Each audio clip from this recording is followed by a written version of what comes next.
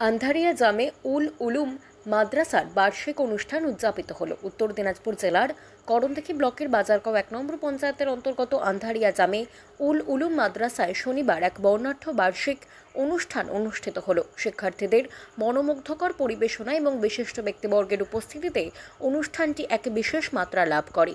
এদিন মাদ্রাসার ছাত্রছাত্রীরা গজল, হামদ, নাত, বাংলা, উর্দু এবং ইংরেজি ভাষায় বক্তব্য, শিক্ষামূলক নাটক প্রদান সহ বিভিন্ন আকর্ষণীয় প্রতিযোগিতায় অংশগ্রহণ করেন। তাদের মনোমুগ্ধকর পরিবেশনা উপস্থিত দর্শকদের মুগ্ধ করে।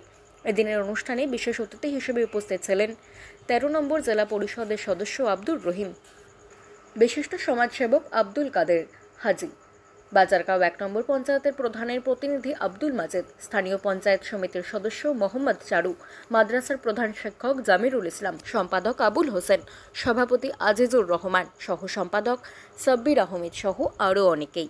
বিশিষ্ট ব্যক্তিরা শিক্ষার্থীদের উৎসাহিত করতে মূল্যবান বক্তব্য প্রদান করেন এবং ইসলামী শিক্ষার গুরুত্ব সম্পর্কে আলোকপাত করেন। শিক্ষার্থীদের মেধা এবং মননের বিকাশে এই ধরনের অনুষ্ঠান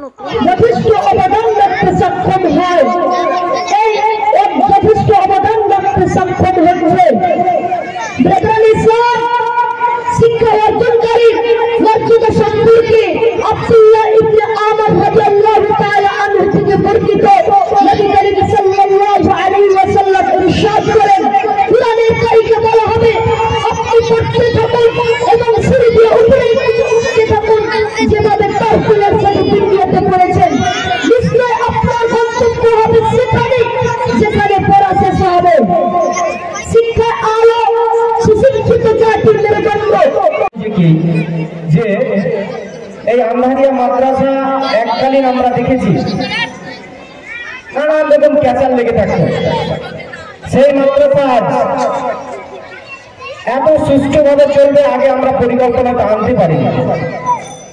এত সুন্দরভাবে চলছে মাদ্রাসা এবং এখানকার শিক্ষার যে প্রভাবটা আমরা এখানকার বাচ্চাদের কিছু বক্তব্য শুনে সেটা আমরা অনুভব করছি যে শিক্ষার বিস্তারটা কিভাবে হচ্ছে।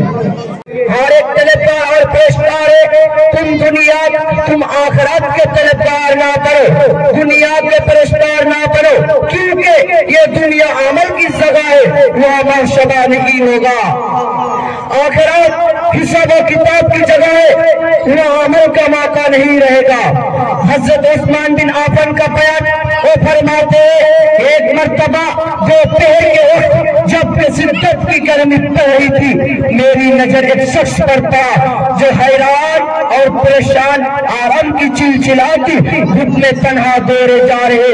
गौर से देखने के बाद पता चला कि वो उमरुल मोमिनीन उमर इब्न खत्ताब রাদিয়াল্লাহু তাআলা আনহু এক একটা বিষয়ের উপরে তারা তাদের মূল্যবান যে বক্তব্য পেশ করলেন, তাতে আমি মনে করি ওই সমস্ত ছাত্রছাত্রীর গার্জেন যদি এখানে উপস্থিত থাকে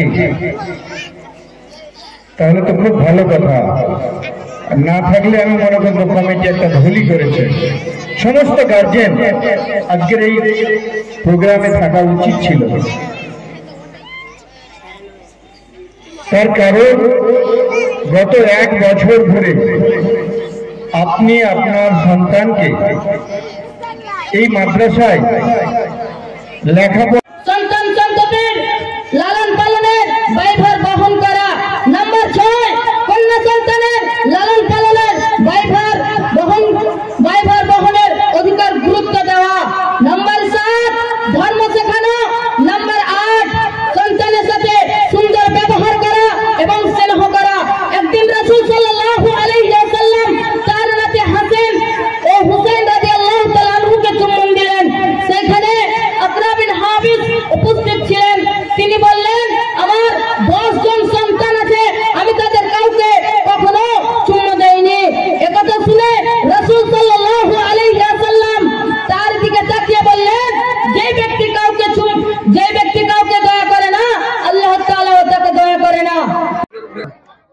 আমাদের আজকে মাদ্রাসার সালানা আঞ্জুমান, বিগত যে আমরা 1 বছর যে মাদ্রাসা চালালাম আজকে আমরা বাচ্চাদের আমরা প্রোগ্রাম দিয়ে আমরা দেখছি বাচ্চারা যে প্রোগ্রাম করছে, আমরা অনুভব করছি যে না আমাদের এই মাদ্রাসায় পড়াশোনা ভালোই হয়।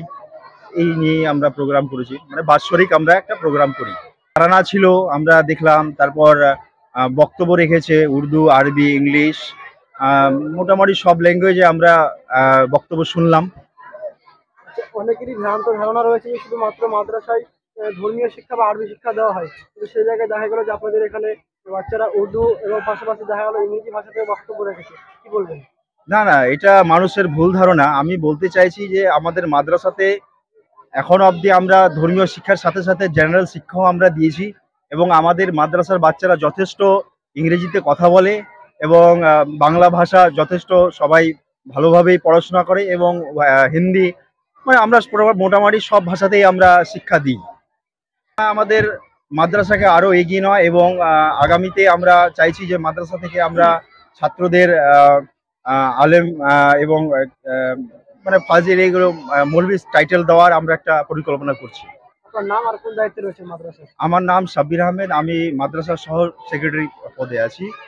এবং আমি আরও বলতে চাইছি যে এই সেশন থেকে আমরা আমাদের মাদ্রাসা আমরা ডে স্কলার এবং বোর্ডিং করতে চলেছি। মানে বা আমরা যে সিস্টেমে আমরা মাদ্রাসা চালাতাম, জাগির সিস্টেমে ছিল, সেটা আমরা বন্ধ করে আমরা হোস্টেল চালু করেছি।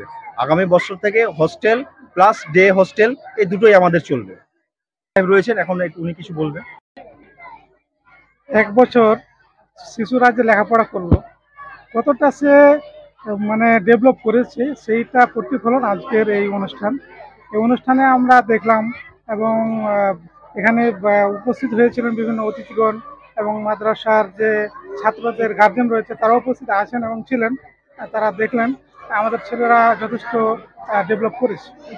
এই বিষয়টা খুবই ভালো লাগছে যে মাদ্রাসার কমিটি যে পরিশ্রম করেছে, এবং মাদ্রাসার পিছনে যে তার শিক্ষকরা পরিশ্রম করছে, ছাত্ররা কতটা লেখাপড়া করলো সেটা যে প্রতিফলন হচ্ছে, সত্যি খুব ভালো লাগছে।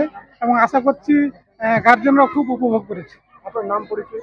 আমি শওকত আলম সাহেব, আমি এই মাদ্রাসার নাজেম বা ডাইরেক্টর।